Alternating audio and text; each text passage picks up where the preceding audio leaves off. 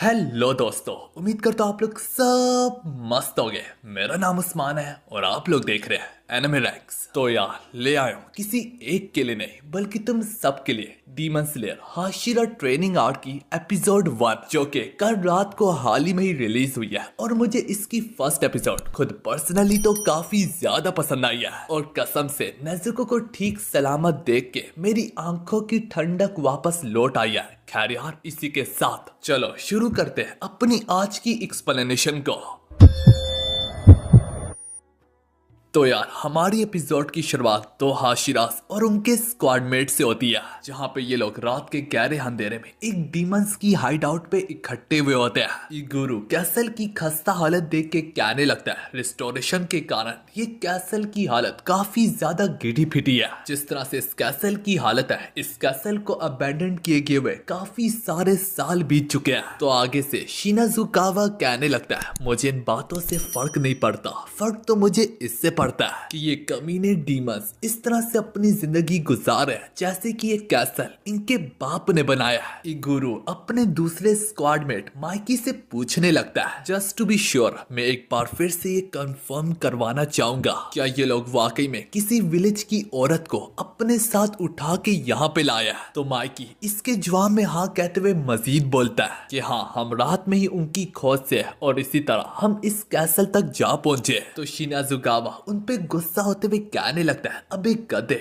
वो इस तरह नजरों से गायब तो नहीं हो सकते। तुम अपनी नालायकी को खूबसूरत अंदाज में बयान मत करो, आखिर तुम उन डीमंस को इतनी आसानी से किसी को यहाँ पे लाने कैसे दे सकते हो? इगुरु बोलता है चीखने और चिल्लाने का अब क्या ही फायदा, मगर हाँ ये बात काबिले बर्दाश्त नहीं है कि हर आए दिन कोई ना कोई किडनैप होता रहता है। खैर अब से ये घड़ियां खत्म हुई, शिनाजुकावा अपनी नजरों को सामने दोहराओ। ये कहते हुए इगुरु पूरी की पूरी स्क्वाड का ध्यान अब उसी डीमन की ओर करवाता है जो कि कंधे में उसी लड़की को उठा के कैसल की ओर बढ़ रहा होता है। उसे स्पॉट करते सारे पूरा का पूरा स्क्वाड तेजी से उसी डीमन की ओर बढ़ने लगता है। थोड़ी देर में उस डीमन को भी मालूम पड़ ही जाता है कि डीमन स्लेयर उसका पीछा करते करते यहाँ तक जा पहुंचे हैं। वो अपने दांतों को रगड़ाते हुए गुस्से का इजहार करते हुए कहने लगता है मुझे पता तो था कि ये लोग जरूर आएंगे, लेकिन इतनी ज्यादा जल्दी ये मैंने सोचा भी नहीं था। मुझे तो कल रात इनका काम तमाम कर देना चाहिए था जब मेरे पास अच्छा खासा मौका भी था। इसके चलते वो डीमन ज्यादा वक्त बर्बाद नहीं करता और फौरन से कैसल की गहराइयों के अंदर समा जाता है। थोड़ी देर में हाशिरा और उसका स्क्वाड भी कैसल के अंदर घुस जाते हैं। कैसल में घुसने के बाद उन्हें एक बात का एहसास होता है कि ये कैसल उनके चारों ओर से हर एक एक कमरे से दूसरे कमरे के साथ कनेक्ट है। तो इसका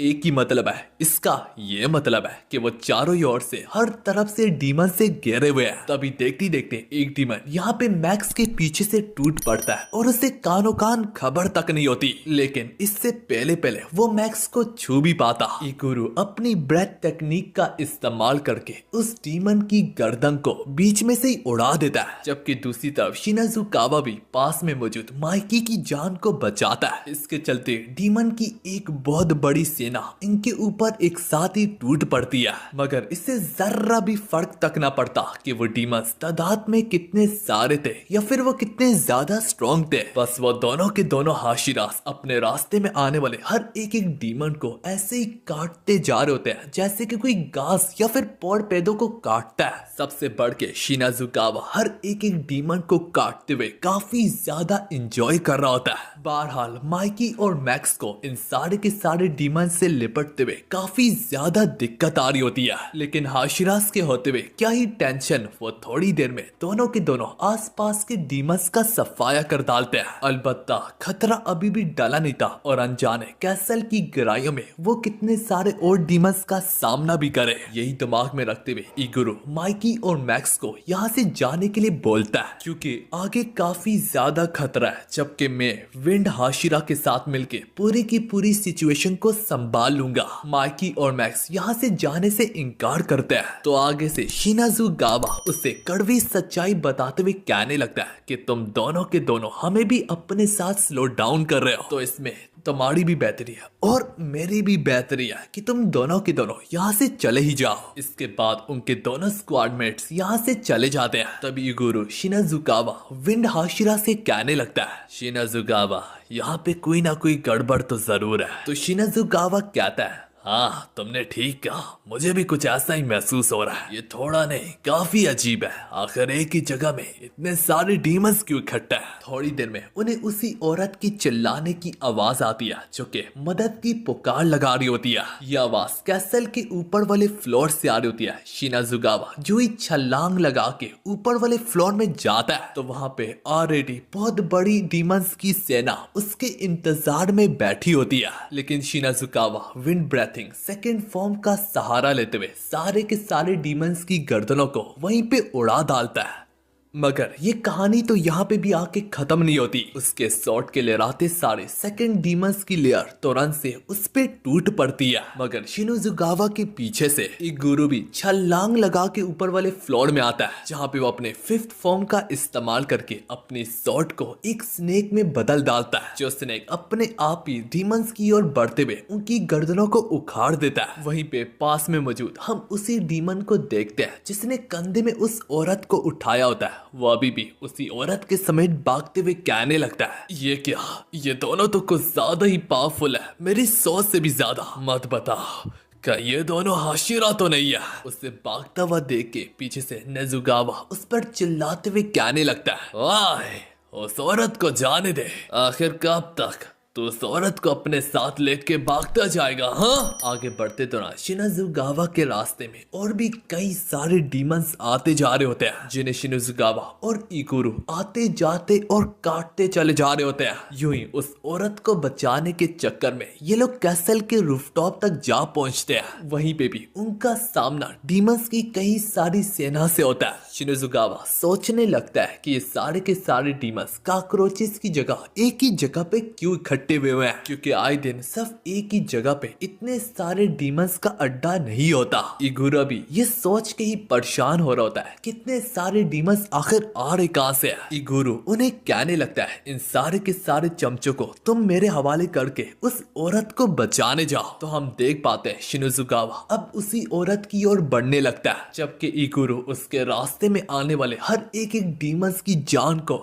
नोचता जा रहा होता है। इसी वजह से थोड़ी देर में शिनाजुकावा उस डीमन तक जा ही पहुंचता है जो कि उस औरत को कैरी आउट करके यहाँ से भागने की कर रहा था। शिनाजुकावा उसे वार्न करते हुए कहने लगता है, अगर तुमने यहाँ पे सरेंडर कर लिया तो शायद से मैं तुम्हें दर्दनाक मौत ना दूं। अलबत्ता वो डीमन यहाँ पे सरेंडर करने से इनकार करता है। उसके फौरन बाद शिनाजुकावा पे और भी तरह तरह के चमचे हर दिशा से टूट पड़ते हैं, मगर शिनाजुकावा वंस अगेन अपनी ब्रीथिंग टेक्निक का इस्तेमाल करके अपने एक ही वार से उन सब के सब का काम तमाम कर डालता है। उसने एक ही लम्हे में इतने सारे डीमंस की जान ली होती है कि यहाँ तक वो उनके खून से ही बढ़ जाता है, जो देख के उस डीमन के पसीने छूटने लगते हैं जिसने उस औरत को किडनैप किया होता है। आखिर इतना सब कुछ देखने के बाद वो डीमन उस औरत को दिखा के कहने लगता है, क्या तुम वाकई में इतनी बेदर्दी से इसे चाहते हो तो फिर आओ और पालो इससे।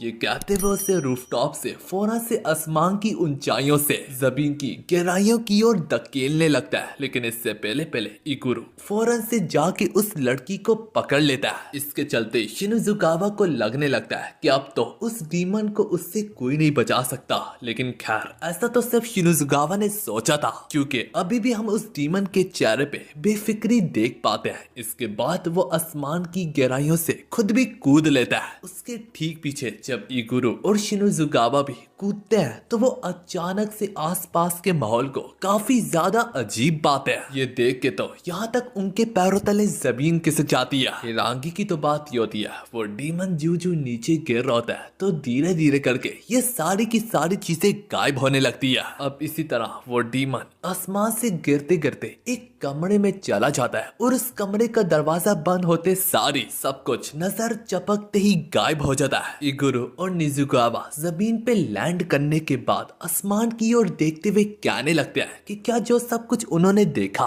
वो एक हकीकत थी। आखिर ये सब कुछ क्या चल रहा था और वो डीमन देखते ही देखते नजरों से गायब कहाँ हो गया। इगुरु पूछने लगता है, शिनोजुगावा आखिर वो डीमन कहाँ गया। शिनोजुगावा गुस्सा होते हुए कहने लगता है, मुझे क्या पता, आज रात काफी ज्यादा ठंड है।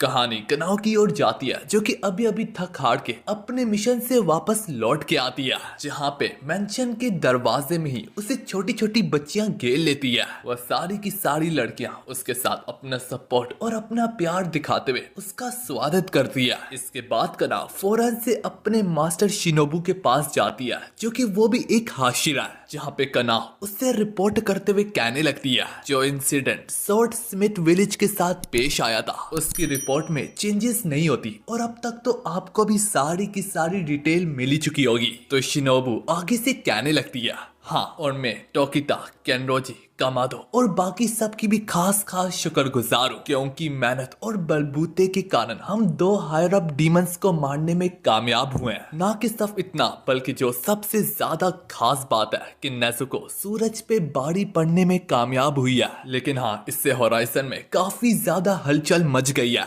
अब बस यही बाकी है कि मुजान अपने डीमंस की सेना को बार बार और लगातार नेजुको के पीछे बेचता रहेगा। जाहिर सी बात है, ताकि वो नेजुको की पोजेशन को हासिल कर पाए, जो कि यहाँ तक सूरज पे भी बारी पड़ गई। हम एक नजर नेजुको को भी देख पाते हैं, जो कि यहाँ पे बैठे बैठे थोड़ी सी बोर हो रही होती है। वैसे नेजुको को सही हालत में देख के मुझे काफी ज्यादा खुशी हुई है।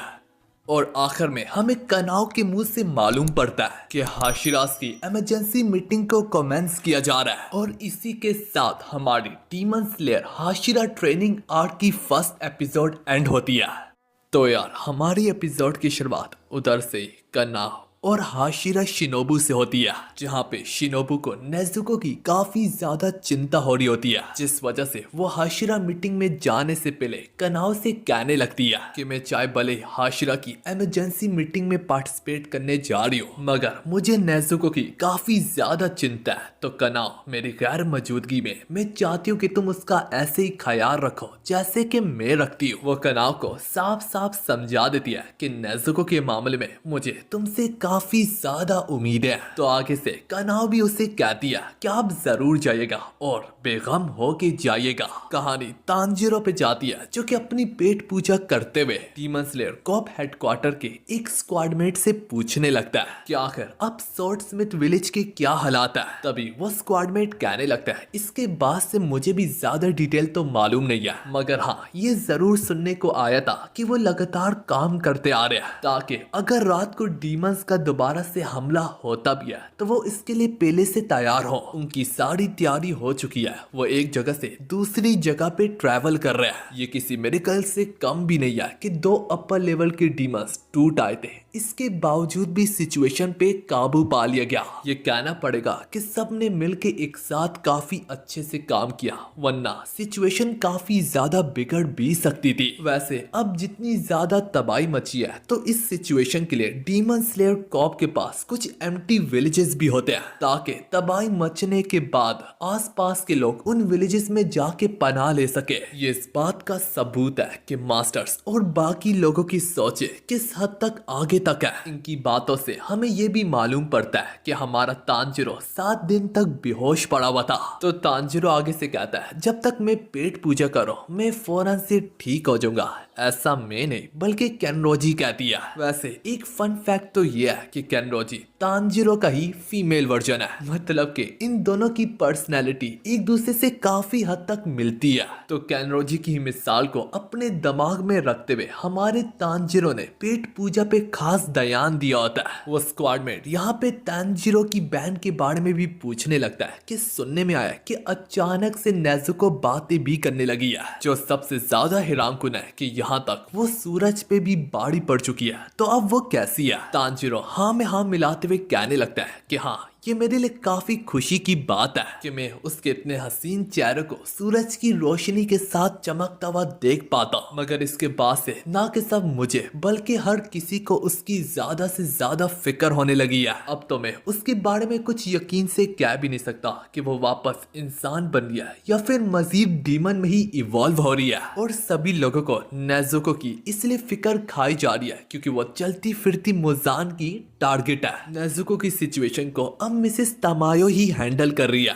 कहानी हाशिरा मीटिंग रूम में जाती है जहाँ पे सारे के सारे हाशिरास एक दूसरे के आमने सामने बैठे हुए होते हैं, जहाँ पे गयोमे केनरोजी और टोकिटो से जहमत होके कहने लगता है कि तुम लोगों का सामना अपर डीमन से हुआ था, वो भी एक नहीं बल्कि दो से। इसके बावजूद भी मैं काफी ज्यादा खुश हूँ कि किसी हाशिरा की जान नहीं गई थी, क्योंकि डीमन स्लेयर कॉर्प अब किसी भी हाशिरा को खोने का रिस्क नहीं ले सकता। तो यहाँ पे शिनोबी भी पूछने लगती है, वैसे इनके जख्म पहले से काफी ज्यादा तेजी से हील हुआ है, आखिर ये कैसे पॉसिबल है? तो आगे से तोमियोका इसी बात पर बोलने लगता है, यही चीज मास्टर हमें एक्सप्लेन करेंगे। तो अब यहाँ पे लेडी अमाने के आते ही हाशिरा की मीटिंग को शुरू किया जाता है। अमाने आते ही कहने लगती है, अब सब यहाँ पे पहुंच चुके हैं तो मीटिंग को शुरू किया जाए। जहाँ पे अमाने बताती है कि आज की मीटिंग में कमेंस करूंगी, क्योंकि कागाया उबुयाशिकी की तबीयत पहले से भी ज्यादा खराब हो चुकी है।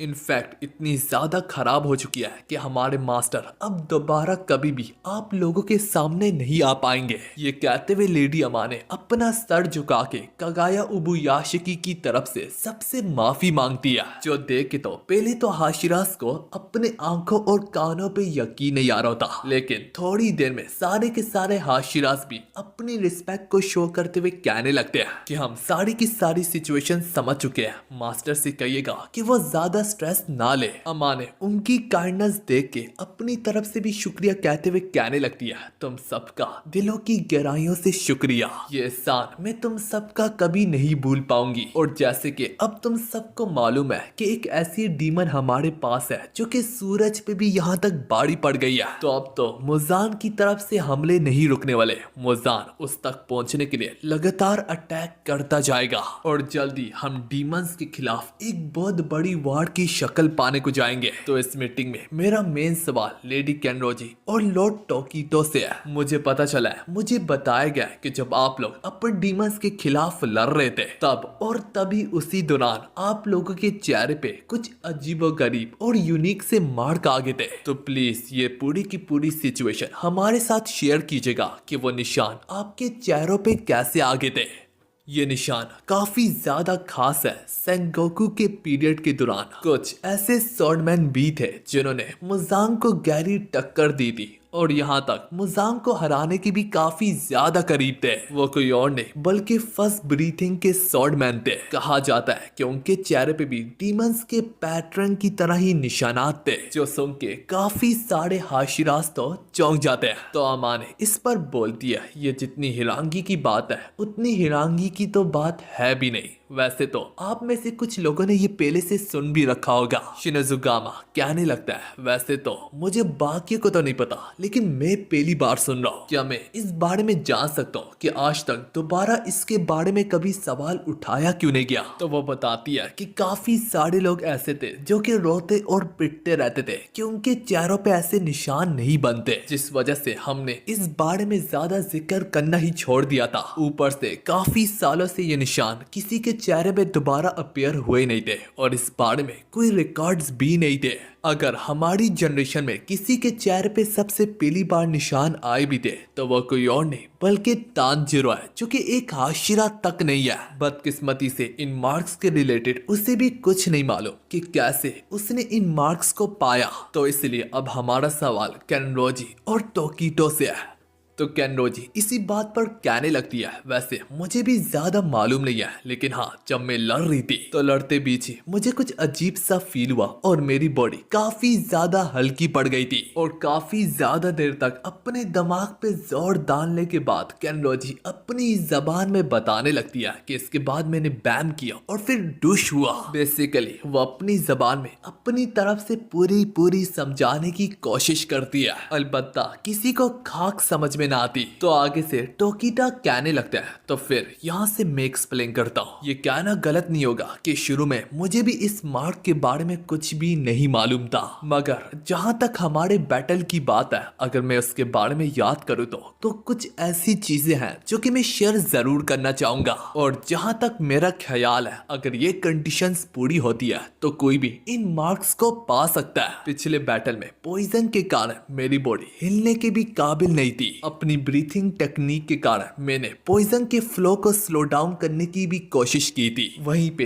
एक छोटा सा बच्चा भी था जो कि मेरी जान को बचाने की कोशिश कर रहा था, लेकिन इसी बीच में वो खुद मरते मरते बचा, जिससे देख के तो एक लम्हे के लिए मुझे भी अपनी पिछली जिंदगी की याद सताने लगी थी, जिससे सिर्फ याद करने से मेरा जिस्म गुस्से से पागल होने लगा था। उस दौरान मेरे दिल की धड़कन हर मिनट में 200 बीट से ज्यादा थी। मेरे बॉडी की टेम्परेचर भी ज्यादा से ज्यादा बढ़ रहा था, करीब 102 डिग्री। तो वैसे भी मौत तो तुम पे आनी आनी है, तो जरूरी सवाल तो ये है कि तुम अब इस समय को कैसे फेस करते हो। अगर तुम्हारी विल पावर स्ट्रांग होगी तो तुम मौत को ठाक करके वापस आ जाओगे और तुम्हारा मार्क मैनिफेस्ट हो जाएगा, जबकि इसके बजाय अगर तुम्हारी विल पावर कमजोर होगी तो तुम वैसे भी यहाँ पे मारे ही जाओगे। अम्मा ने सवाल उठाते हुए कहने लगती है कि तुम्हें आखिर कैसे मालूम था कि तुम्हारी बॉडी टेम्परेचर 102 डिग्री तक है। तभी टोकीटा इस पर कहने लगता है क्योंकि जब मुझे ट्रीट किया जा रहा था तो मेरे बुखार को नापने के लिए ये रीडिंग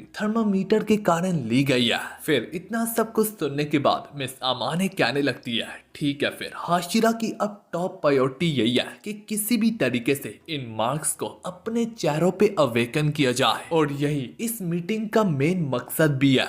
पहले ही बता दो, ये ट्रेनिंग उन्होंने लाजमी करनी है जिनके चेहरों पे ये मार्क अवेकन हुए थे, क्योंकि ये मार्क मैनिफेस्ट ट्रेनिंग उनके लिए ज्यादा अच्छी साबित भी होगी। अब ये सब कहते हुए लेडी अमा ने यहाँ पे मीटिंग एंड करके चली जाती है। तो दोस्तों, अब इन हाशिराज ने इन मार्क मैनिफेस्ट ट्रेनिंग को कैसे करना है और इनके रोल्स आपस में क्या होंगे, ये तो इन्होंने यहीं पे बैठ के डिसाइड करना है। मगर मीटिंग के खत्म हो जाने के बाद तोमियोका यहाँ से जाने की करने लगता है, तो इसी बात पर उसे बाकी हाशिरास यहाँ से जाने से रोकने लगते हैं, लेकिन तोमियोका इसके बावजूद भी ना रुकता, बल्कि तोमियोका यही कहता है कि मैं तुम सबसे अलग हूँ, मैं तुम जैसा नहीं हूँ, और वैसे भी इन रोल्स वगैरह का मुझसे कोई लेना देना नहीं है। इगुरु उससे सवाल पूछता है, शायद से तुम ये भूल चुके हो कि तुम भी हमारी तरह एक हाशिरा, या फिर तुम चोरी छुपे अकेले में ही इस मार्क मैनिफेस्ट ट्रेनिंग को शुरू करना चाहते हो। पर अब शिनाजुगावा से और उसकी बकवास बातें बर्दाश्त नहीं होती और वो उसे एक इंसल्ट के तौर पे लेता है। वो इस पर चिल्लाते हुए कहने लगता है, तुम हमारी तरह नहीं हो, तुम अपने आप को समझते क्या हो? हाँ, ये बकवास तुम पहले भी कर चुके हो। मुझे तो लगता है कि तुम हमें अपनी नीचे निगाहों से घूरते हो। कैनरोजी काफी ज्यादा हिचकिचाते हुए कहने लगती है कि हम हाशिरास को आपस में नहीं लड़ना चाहिए, जबकि तोमियोका तब भी कुछ ना बोलता और चुपचाप यहाँ से जाने लगता है। जो सब देख के शिनाजुगावा की बस हो जाती है और वो पीछे से हमारे टोमियोको पे टूट पड़ता है, मगर इससे पहले वो उसे छू भी पाता कि हाइमीजिमा जोरदार ताली बजा के प्रेयर की फॉर्म लेते हुए सबका ध्यान अपनी तरफ करवाते हुए कहने लगता है, हम इस डिस्कशन को जारी रखेंगे। तोमियोका, तुम्हें भी सुनना होगा क्योंकि मेरे पास एक खास प्रपोजल है। और इसी के साथ हमारी ये वाली एपिसोड यहाँ पे खत्म होती है।